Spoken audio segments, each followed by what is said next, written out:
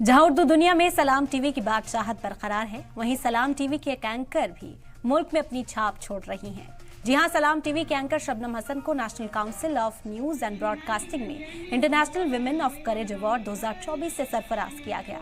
दरअसल international Human rights day के मौके पर नई दिल्ली के इंडिया इस्लामिक कल्चरल सेंटर में All India Council of Human Rights, Liberties and Social Justice की जानिब से 14वां International Human Rights Summit and Awards 2024 का इनेकाद किया गया था, जिसमें दुनिया के कई ममालिक की शख्सियात ने हिस्सा लिया था।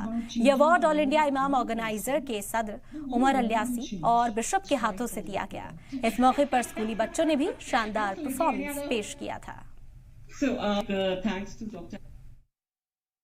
मानवाधिकार एक बहुत इम्पोर्टेंट आज के में मुद्दा बन चुका है और आप देख रहे हैं कि जब पूरी दुनिया, आधी दुनिया इस समय फाइट कर रही है। मैं नाम लेना नहीं चाहूंगा, बट आपको पता है इस समय किस तरह के हालात बने हुए हैं पूरी दुनिया के अंदर।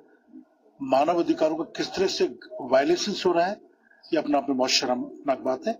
लेकिन as far as we are concerned, हम बहुत कंस्ट्रक्टिव वे में काम करते हैं और काफी अवार्डों से हमें नवाजा भी गया है। और हिंदुस्तान की पहली ऐसी ऑर्गेनाइजेशन है जो मानवाधिकारों को लेके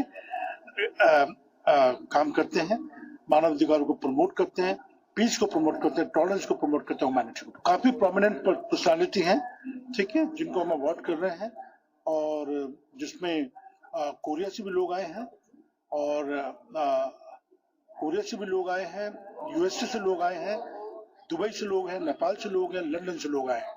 और आप समझ सकते हैं कि इस अवार्ड की इतनी अहमियत है कि लोग इतना पैसा खर्च करके अवार्ड लेने दिल्ली आते हैं। मुंबई से लोग हैं, पूरे इंडिया से लोग अवार्ड लेने यहाँ पर आए हैं।